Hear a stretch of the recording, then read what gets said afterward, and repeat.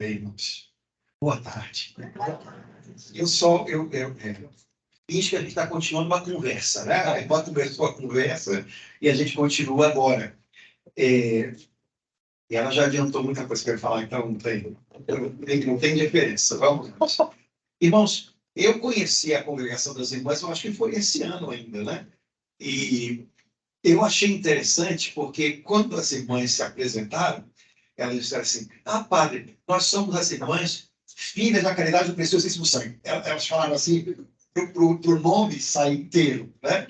E eu achei interessante porque, de verdade, se elas não fizessem isso, eu ia imaginar que o nome da congregação das irmãs era Congregação das Filhas da Caridade, vírgula, do Preciosíssimo Sangue. Porque existem algumas congregações com o nome de Filhas da Caridade. Mesmo as irmãs de São Vicente, elas também são chamadas de Filhas da Caridade.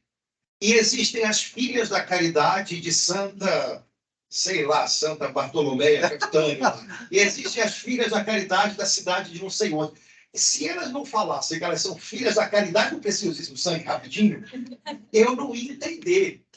E depois que eu entendi, né, o sentido do nome, eu achei bacana demais. Porque, na verdade, o nome da congregação significa que elas nasceram do amor que está no sangue de Jesus. Filhas, pessoas que nasceram da caridade, do amor, que se derramou sobre nós no sangue de Jesus. É bem mais bonito, né, quando a gente entende o negócio. Né? E me parece que no nome da congregação das irmãs, que estão celebrando 150 anos de fundação, o fundador, né, o Beato Tomás, ele está dando alguma dica preciosa para a igreja toda. Quando Deus dá a alguém, como um sacerdote, um carisma especial, ou seja, uma compreensão nova, iluminada pelo dom do Espírito, a respeito de algo das insondáveis riquezas de Cristo. E essa compreensão, esse olhar, esse brilho novo, se traduz em vida, se traduz em frutos. Deus dá esse carisma a alguém, mas para abençoar, para beneficiar toda a igreja. Todos nós, de algum modo, podemos usufruir dos frutos e das descobertas que o Espírito Santo concede a cada pessoa a quem ele confia um carisma, como ele fez com o Beato Tomás.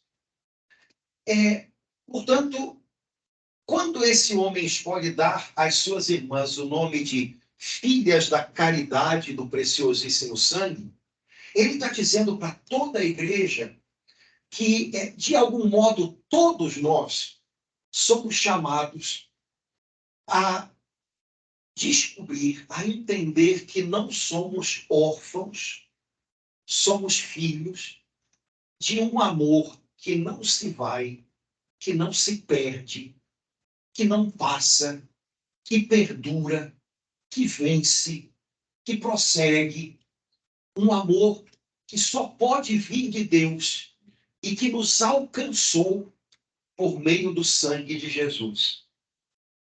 É engraçado porque ele não quis chamar as irmãs de servas da caridade, irmã, filhas. Bom, a irmã deu uma dica legal aqui, né? Porque a irmã disse que ele foi órfão de mãe e de pai com 6 e 10 anos de idade.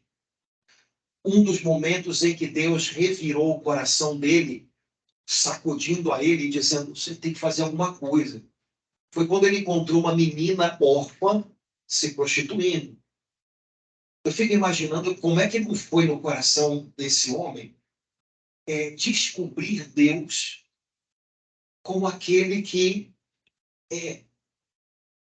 não vai embora, como a sua mãe e o seu pai foram tão cedo.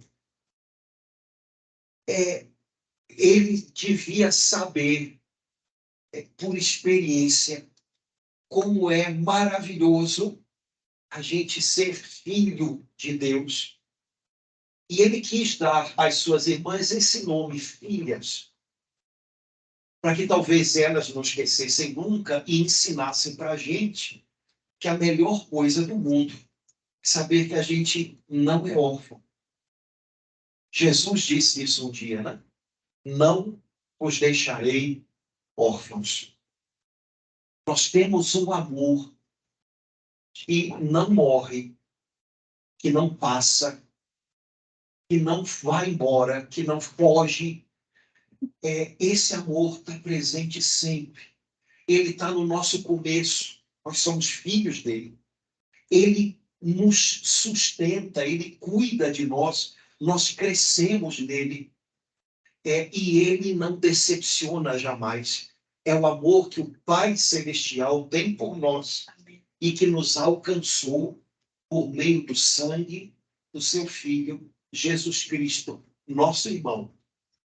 Nós somos, como diz a carta aos Efésios, a família de Deus. Quando a gente lembra que talvez todas essas coisas possam ter passado pelo coração de alguém que ficou órfão com 6 e depois 10 anos, a gente consegue entender como encontrar Deus, ou ser, como diz o apóstolo Paulo, alcançado por ele.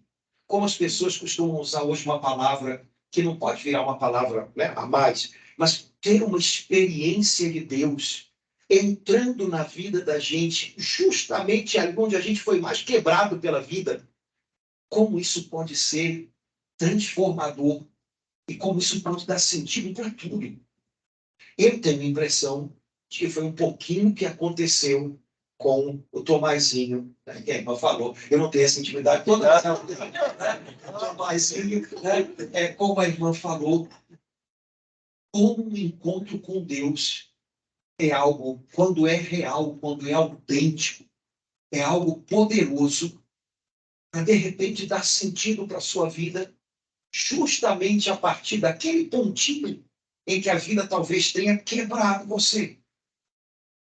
No caso do nosso amigo Beato Tomás Maria Fusco, a partir da sua orfandade. Ele deu esse nome às irmãs, mas como hoje nós estamos aqui compartilhando, né, da vivência delas, isso também tem a ver com a gente, né? Nós também somos chamados a lembrar que somos filhos de um amor, filhos de uma caridade, como ele diz, o amor dos amores, né? Filhos de um amor que não se enganou, que não foi por acaso, que não se perdeu, que continua de pé. O sinal desse amor, como a irmã lembrou, frase também do Beato, o sinal desse amor é o sangue do Senhor Jesus Cristo. Queria chamar sua atenção para algo, espero não bagunçar a cabeça de ninguém, certo? Se bagunçar também, paciência, né? Quando nós falamos do sangue de Jesus, ou da devoção ao sangue de Jesus, nós estamos falando de algo que não para na materialidade do sangue de Jesus, certo? A irmã disse, o Beato disse, que o sangue de Jesus é sinal. Isso quer dizer que o sangue, portanto, é esse objeto, essa matéria que nós chamamos de sangue, fala de algo que é muito maior, que de alguma maneira se expressa ali, fala, grita ali naquele sangue, mas que é muito maior. O sangue de Jesus fala do amor do Pai que o deu por nós e para nós.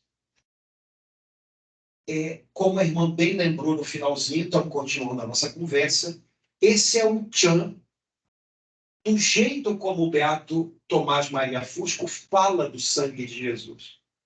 Se você pegar muito das orações que eram feitas para honrar o sangue de Jesus no tempo dele, você vai ver que muitas dessas orações dão a impressão de que nós estamos lidando com um objeto chamado sangue. O Beato Tomás Maria Fusco, ele escreve orações, ele fala é como se nós não estivéssemos lidando com um objeto, com algo, mas com um amor. E fala com a gente, se mostra para a gente por meio desse sangue. Portanto, o tempo inteiro, quando ele fala do sangue de Jesus, ele não está falando quase que de um objeto mágico, como o pessoal, às vezes, de maneira tão boba, fala sangue de Jesus, essas bobagens na internet, né? Todo mundo já viu essa bobagem, né? Às vezes falando de uma maneira leviana da coisa mais pura e santa que já houve na Terra, né? Ele não fala de um objeto, ele fala do relacionamento que o Pai Celestial quis ter conosco e que foi enlaçado por meio desse sangue. O sangue de Jesus fala da humanidade de Jesus. O Filho eterno de Deus abraçou o nosso jeito de ser. O nosso jeito de ser, dizendo com uma palavra mais bonita, a nossa natureza inclui um monte de coisas. Inclusive esse negócio chamado sangue, que quando é derramado, significa que a vida está indo. Na maior parte das vezes, o sangue é derramado porque é arrancado por outros. Então a gente diz que uma vida foi ceifada. Mas no caso de Jesus, o sangue é derramado porque ele dá a vida. Ninguém tira a minha vida, sou eu quem dou. Durante a sua paixão, se você perguntasse a Jesus o que estava acontecendo, ele não diria que estava sendo vítima de um complô político, religioso. Jesus certamente diria, eu estou dando a minha vida por vocês. Quer dizer, então, que o sangue de Jesus é a expressão de algo maior, de um relacionamento novo que Deus, o Pai, quis ter conosco, nos dando o seu Filho. E nos dando o seu Filho, não só para ser visto como um exemplo, mas nos dando o seu Filho que por nós dá a vida até o fim. E que dá essa vida não só por nós, mas a nós. Porque além do sangue de Jesus ser o sangue derramado na cruz, é o sangue que nos é dado em alimento todo o tempo na Eucaristia. Portanto, Jesus dá o seu sangue por nós, e dando o sangue, ele dá a sua vida, ele se dá. E Jesus dá o seu sangue a nós, e nos dando o seu sangue, ele dá a sua vida a nós, de tal maneira que agora não é mais só a gente que vive, é ele que vive na gente. Ele assume a nossa natureza, o nosso jeito de ser humano, também com a possibilidade de sofrer, de morrer, de derramar o sangue, de dar-se, para que nós possamos agora, sendo alimentados com o seu sangue, com o seu corpo na Eucaristia, nós possamos agora assumir um novo jeito de ser, que São Pedro diz que é o jeito de ser, a natureza de Deus. Padre pegou pensando, não, a Bíblia que diz. Nós somos feitos participantes da natureza divina. Ele abraçou o nosso jeito de ser. Ele nos amou de um jeito que a gente é capaz de entender. Ele se deu pela gente, ele se gastou pela gente, ele sofreu pela gente. A gente entende o que é isso. Mas nesse sofrimento, nesse sangue derramado, era um Deus nos amando. E na noite em que ia ser entregue, ele nos deu o sacramento, o sinal da sua entrega, nos maneira que ele agora é também para nós alimento. E quando nós nos alimentamos dele, ele que assumiu a nossa natureza, nos dá a graça de assumir a natureza, o jeito de ser, o jeito de viver de Deus. Aquele que come a minha carne e bebe meu sangue tem vida eterna. Isso é o jeito de ser de Deus, não é próprio nosso. Mas ele nos dá isso.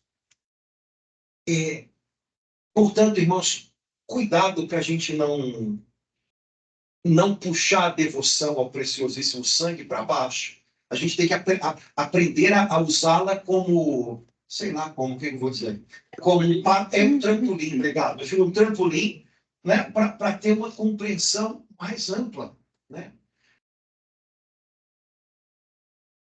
Composto material que percorre as nossas veias e que quando é derramado, porque na Bíblia o sangue de Jesus não é só é o sangue derramado, né?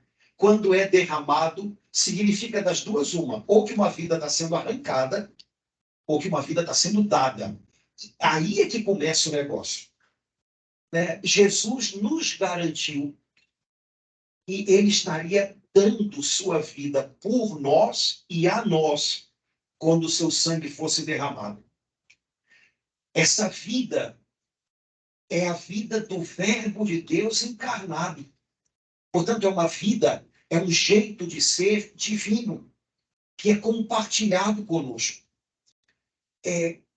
Ter devoção ao sangue precioso de Jesus é, de alguma maneira, permitir que essa transfusão de vida agora vá nos moldando e vá nos transformando de dia a dia.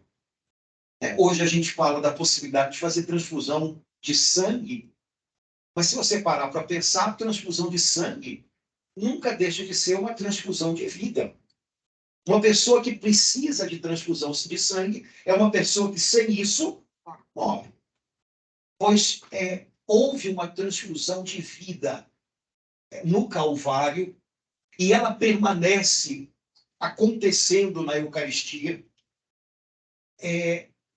mas não tem a ver só com este material chamado sangue. Esse sangue que é real, Jesus de verdade o derramou e de verdade ele está sobre o altar da Eucaristia. Esse sangue traz com ele vida, traz com ele comunhão com a natureza de Deus, com o jeito de ser de Deus.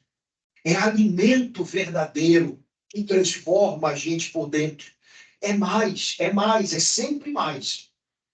Se a gente perde isso de vista, repito, a gente corre o risco de repetir muitas orações, mas a gente perde o mais importante, que é, de modo especial, a participação na celebração da Eucaristia. Qual é a maior devoção que se pode ter ao preciosíssimo sangue? Pronto. Gente, me fiz entender ou enrolei demais a cabeça de vocês? Eu não sei, não. Vocês estão olhando com a cara, ou é fome, ou enfim, né? Mas tá bom. Porque, na verdade, irmãos, a grande devoção da igreja é a liturgia e, de modo particular, a Eucaristia. As orações, as coisas que acompanham tudo isso, giram em torno disso, são preparação, são transbordamento, mas o coração é a celebração de modo particular da Eucaristia. E no caso da devoção ao preciosíssimo sangue, isso é mais do que evidente, porque quando nós celebramos a Eucaristia, nós não estamos falando de uma devoção. Não, é esse sangue que, de fato, está alimentando mais uma vez a igreja. A igreja vive da vida derramada de Cristo no seu sangue. Qual é a vitalidade da igreja? É a vida que ela recebe de Cristo ao derramar o seu sangue e ao oferecê-lo na Eucaristia. É a mesma vida, não há outra. No Espírito não há outra vida. Não há reservatório de vida, não há fonte de vida espiritual que não esteja contida nesse alimento que Cristo deu à igreja. A sua própria vida derramada no seu sangue oferecido por nós. Portanto,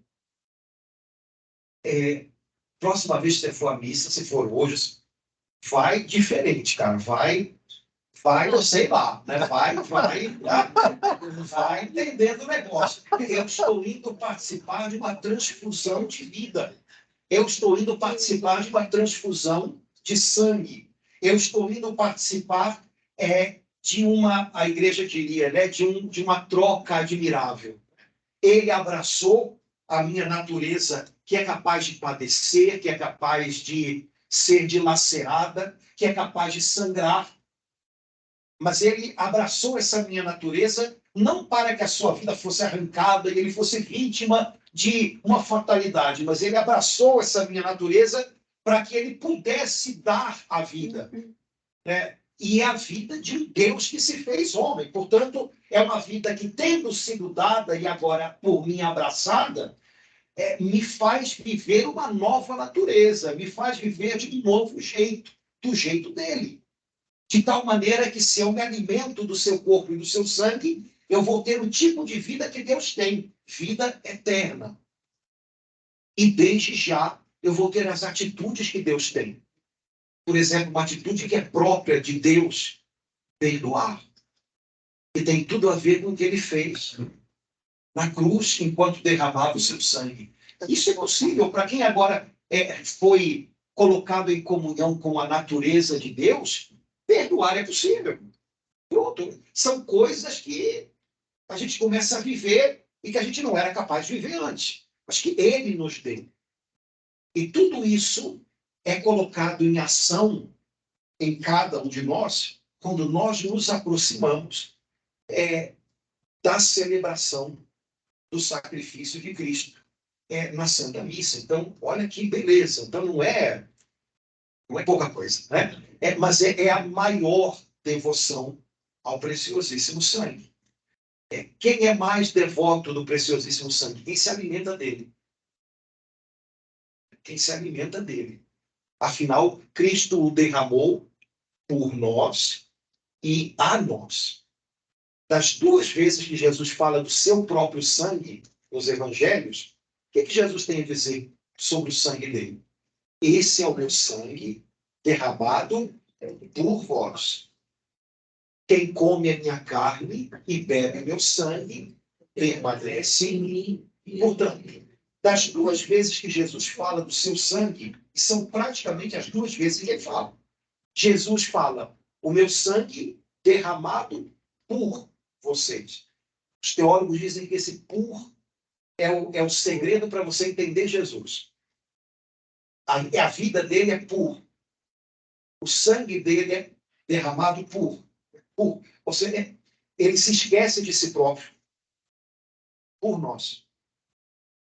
Ele vive, ele se dá, ele se gasta, né? Ele se exaure, ele morre por nós. Não há nada em Jesus que seja casual. Não há nada em Jesus que seja para benefício dele. Ele é glorificado, né, como diz a carta aos Filipenses, pelo Pai, por causa do seu sacrifício, mas todo o tempo ele busca os nossos interesses, a nossa salvação, a nossa elevação. Então, a vida dele é pura, e o sangue dele é derramado por. E a outra vez em que Jesus fala do seu sangue como alimento. Eu dou a vocês, se alimentem da vida que eu derramei por vocês. Para que essa vida esteja em vocês. E para que a vida de vocês seja eterna. De alguma maneira, a devoção ao preciosíssimo sangue é um modo da gente contemplar o mistério da encarnação e da cruz, esse mistério incrível de um pai que nos dá o seu filho para nos alcançar, para nos buscar, mas tendo como chave, ou falando a partir de algo do sangue derramado, mas que é sinal, é expressão do todo. Uma boa devoção, como uma boa devoção ao preciosíssimo sangue, sempre é uma chave que ajuda você a enxergar o todo. Então, a irmã lembrou que hoje, né, no nosso tempo, você tem a devoção à Divina Misericórdia, né? Quando é que essa devoção funciona bem na vida de um cristão, na vida espiritual de alguém? É quando a pessoa passa o dia lendo o Diário da Santa Faustina, que é enorme, né? Isso é porque ela não queria escrever. Imagina se ela quisesse, né? Eu só escrevi porque o diretor espiritual mandou, haja, né? Pois devota de misericórdia é quem passa o dia, ou então eu vou anotar todas as orações que ela fez e vou repetir. Ou eu já vi gente fazer isso. A pessoa às vezes acha que o Diário da Santa Faustina é praticamente disse o Diário da Santa Faustina, número tal, número tal. Mas, nossa, pode saber. Vou abrir o Diário da Santa Faustina. Gente, olha, eu ia dizer tudo bem, mas não vou dizer tudo bem, não. Tudo bem, não. Porque não é isso. Não foi esse o propósito do Senhor ao inspirar a essa mulher, no século XX, um olhar novo, brilhante, sobre o mistério do Deus que salva, do Deus que ama primeiro e cujo amor pode ser chamado de misericórdia. O objetivo de Deus era fazer ela encontrar uma chave que fizesse entender todo o resto. E aí, você se encanta, né? E uma coisa abre a outra, sabe? É como se você fosse abrindo portas uma após a outra. Aí sim, aí é uma beleza. E aí você volta ao que é essencial. Deus que é Pai, que nos deu seu Filho. João 3,16. Os livros todos que a irmã me emprestou, sobre o dado Tomás Maria Fuz, que eu tenho que devolver, todos eles têm várias citações de João 3,16, que, né, alguns estudiosos da Bíblia dizem que é o resumo da Bíblia, né? É o Evangelho no Evangelho. Né? Quando você tem uma boa devoção, ela te abre o olhar, você vê o todo e, ao mesmo tempo, ela te ajuda a voltar para o essencial, para o mais simples.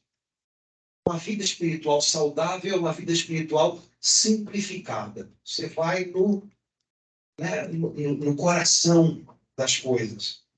Assim também a devoção ao preciosíssimo sangue, que tem tudo a ver com a misericórdia de Deus, que tem tudo a ver com o mistério da encarnação, que tem tudo a ver com o mistério pascal, que tem tudo a ver com tudo.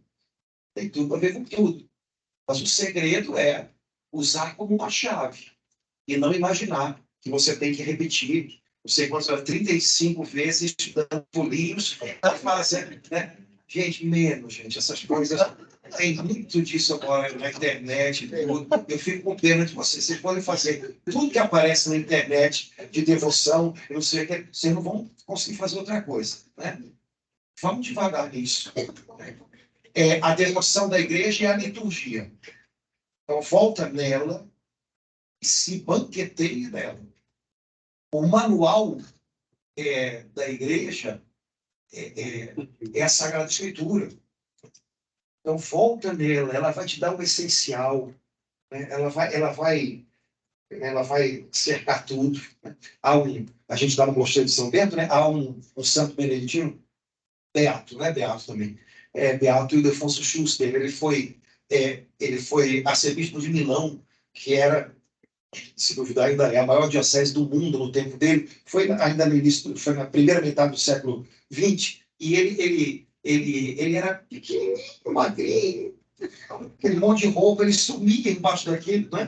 Mas ele era trabalhador demais. E ele visitou as paróquias lá da Diocese de Milão, mas pelo menos 3 vezes todas, e eram, sei lá quantas, 700 paróquias, uma coisa enorme. E ele conversava com as pessoas quando ele ia. Né, tá, e ele, uma vez, ele falou uma coisa que eu falei, vou anotar, anotei, gostei disso. Uma senhora perguntou para ele qual era o livro de devoção mais precioso que ele recomendava para as almas que buscam a Deus e tal. Aí, qualquer um diria imitação de Cristo, né? Ou qualquer coisa que vinha depois. Mas ele falou, não. Ele pediu para um padre ir na sacristia, aí o padre voltou com o missal e o lecionário. Sabem o que é um e é outro, não é isso? E aí o Beato Ildefonso Schuster diz assim, minha filha, com esses 2 livros, você vai viver o mais importante, que um cristão pode buscar viver. Você vai aprender as lições mais importantes. Faça isso. A gente está no Missal e o Lecionário, que é o livro com os textos que são exatamente lidos na liturgia. Eu vou dar uma aqui do Cardeal Schuster, e vou falar, olha, a devoção ao preciosíssimo sangue, ela volta o tempo inteiro para isso. Porque o preciosíssimo sangue não é um santo que passou. É um santo que está vivo e atuante na igreja, que é Cristo, pelo seu Espírito Santo, vivificando a igreja com a sua vida pelo mistério da Eucaristia. Então, vá à missa. Viva a missa. Participe, né, consciente e ativamente da celebração da missa. Tenha uma vida eucarística, ou seja, que a missa dê frutos na sua vida. Isso é a devoção ao preciosíssimo sangue. Né? Isso é o coração dessa devoção. Tudo que você coloca em volta é para te preparar ou para te ajudar a prolongar os efeitos dessa participação. Eu andei, por causa dessa história do gato Schuster, eu agora eu tenho um missal na igreja e tenho outro em casa, né, que eu fico lá lendo, né, as orações. E, nossa, mãe, eu fiquei cavucando, acho que falam diretamente do preciosíssimo sangue. Dá para escrever um livro. Né? E me chamou a atenção, né, na missa, na ceia do Senhor da Quinta-feira Santa, né, que a igreja chama a Eucaristia de banquete de amor. Nos ofereceste um banquete de amor. Olha que beleza. Um banquete de amor. E o que é servido nesse banquete? O sangue de Cristo. Vou usar uma expressão, é claro que isso é uma figuração, né? O sangue de Cristo é o veículo do amor de Deus.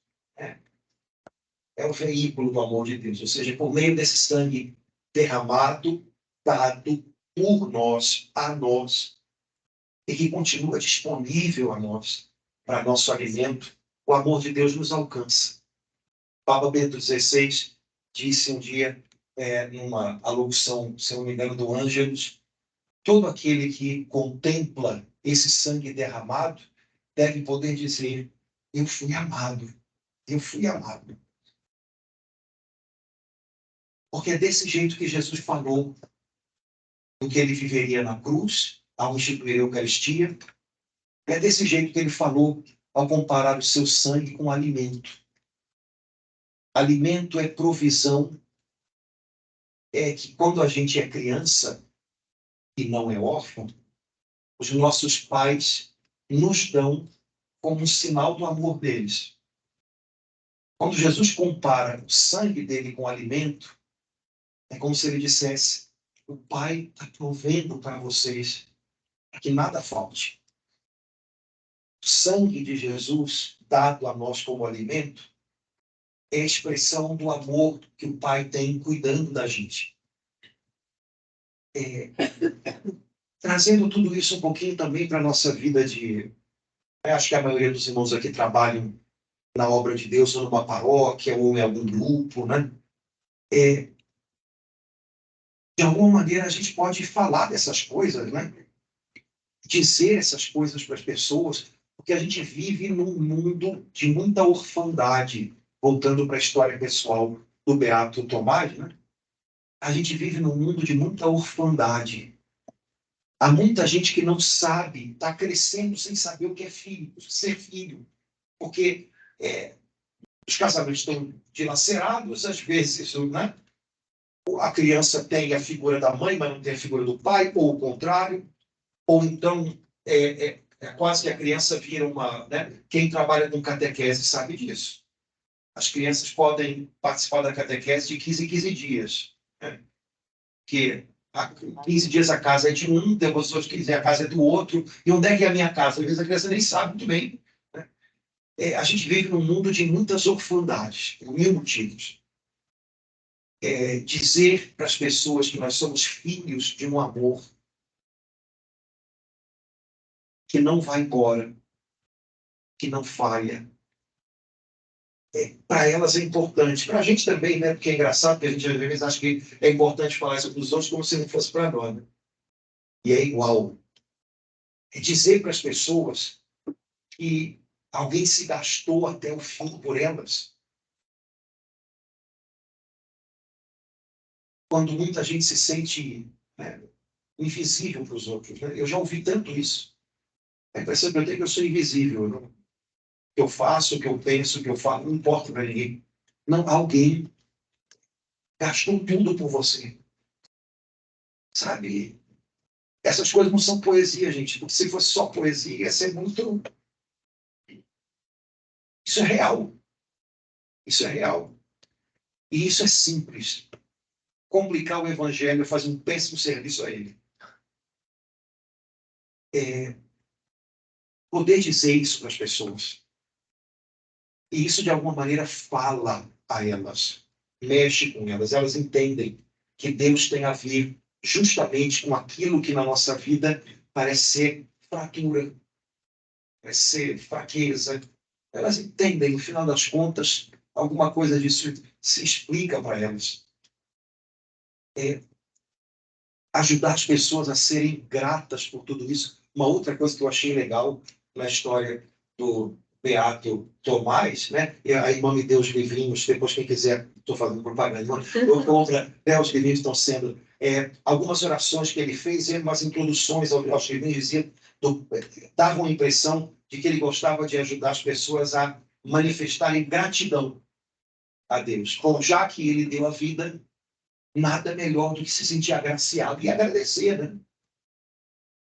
A religião cristã é uma religião de profunda gratidão. Não por acaso, o culto perfeito instituído por aquele que a fundou se chama Eucaristia, que significa ação de graças. Cristianismo é coisa para gente que se sente agraciada e por isso se sente agradecida. Falar do sangue de Jesus derramado por nós é sempre falar: olha, Deus amou primeiro, viu? Alguém deu a vida primeiro. E ele é fiel. O sangue foi derramado por inteiro, até o fim. Ele é fiel. A gente não é não, mas ele é. Então, sabe, essas coisas têm que despertar na gente gratidão. Gratidão. E o Beato, volta e meia, tem alguma oração lá que ele dá um jeito de falar de gratidão e de louvor, né, e incitar isso às pessoas. Né? Irmãos, como a gente precisa disso.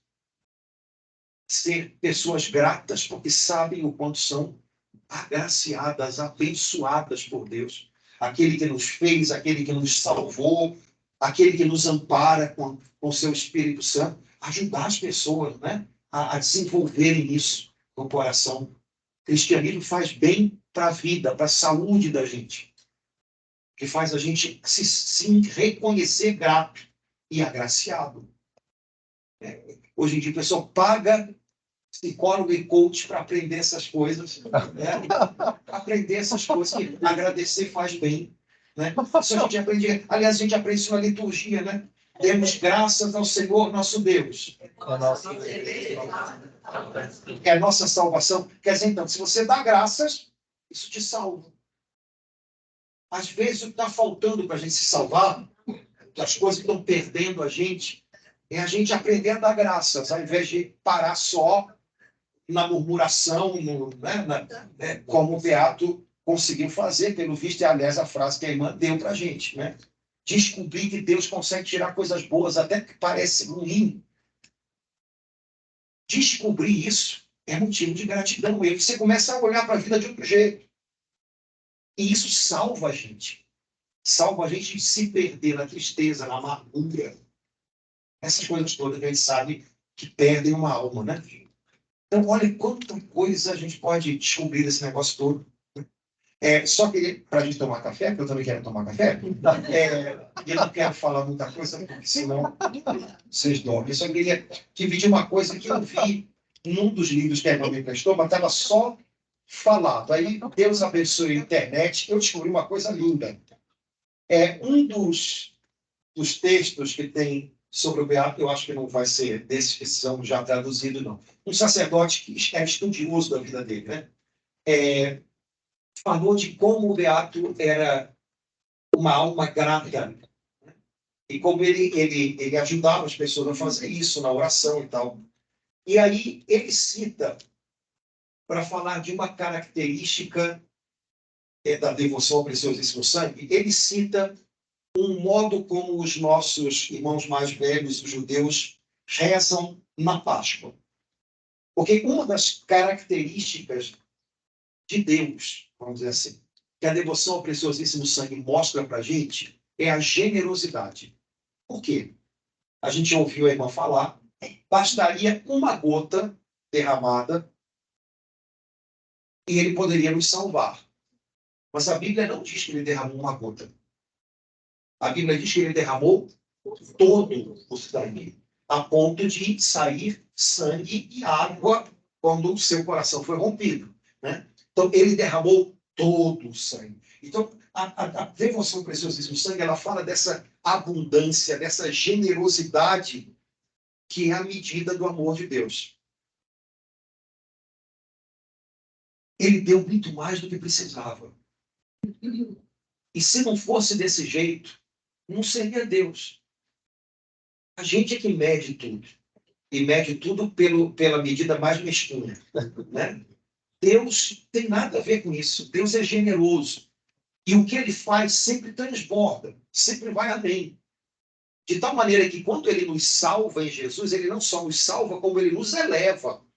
Então, ele não só resolveu o problema que Adão causou lá atrás, mas ele nos deu o que a gente lá atrás não tinha.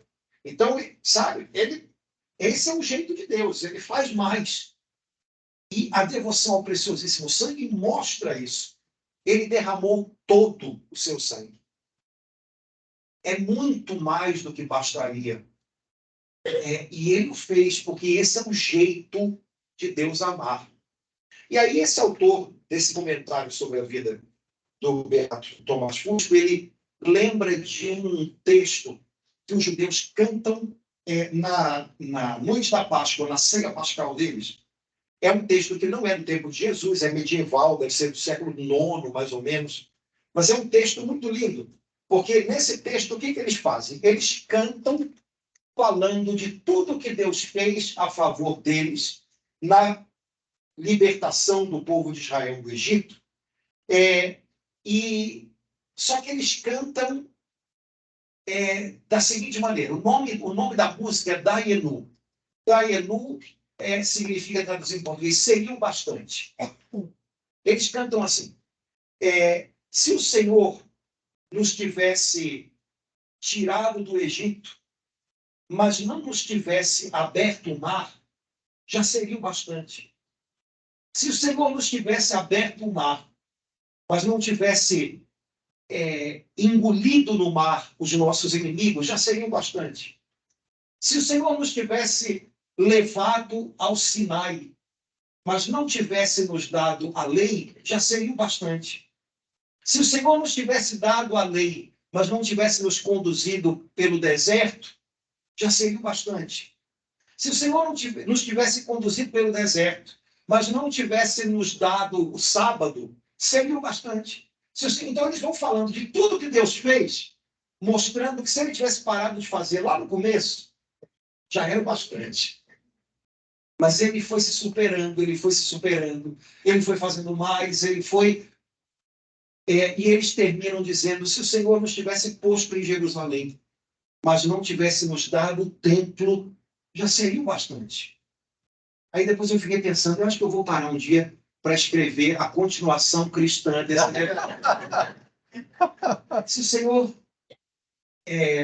tivesse, depois de ter reconstruído o templo, se o Senhor não nos tivesse dado um templo novo, já seria o bastante. Se o Senhor tivesse nos dado um templo novo, mas não enchesse com tamanha glória, já seria o bastante. Se o Senhor me enchesse com tamanha glória, mas não o reconstruísse no terceiro dia, já seria o bastante. Se o Senhor reconstruísse no terceiro... Porque ele poderia ter feito muito menos, e já seria o bastante. E já teríamos motivos de sobra para louvá-lo. Mas ele fez mais. E nós temos ainda mais motivos. Eu achei interessante porque essa é a lógica da bondade, da generosidade, da superabundância e a lógica do sangue de Cristo. Se ele tivesse dado apenas uma gota, já seria bastante. E se depois de ter dado todo o sangue, ele não tivesse instituído a Eucaristia, já seria bastante. E se depois de ter instituído a Eucaristia, ele não nos tivesse dado a graça de poder dela receber todo o tempo, já seria bastante. Mas não para. Não para. Não para. É tudo. Essa é a lógica de Deus. Essa é a lógica que nos salvou. E quem sabe pode ser a lógica que a gente pode trazer também para a vida da gente, né? A gente poderia fazer menos, mas se a gente se deixa conduzir pela medida de Deus, que é a medida manifestada no derramar de todo o sangue de Cristo, a gente vai além. A gente vai além. Esse amor a gente paga amando.